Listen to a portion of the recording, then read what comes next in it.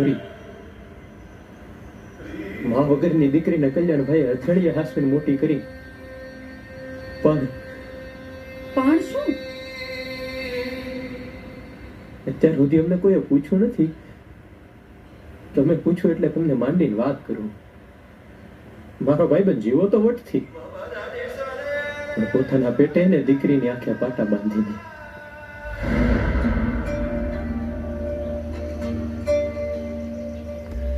સુખી રહો, કલ્યાણકારી બધું. આવી ગયા તમે? એ જેવું મારી વાલી શું તમે પણ હાવ હરક પદુડા થઈ ગયા છો.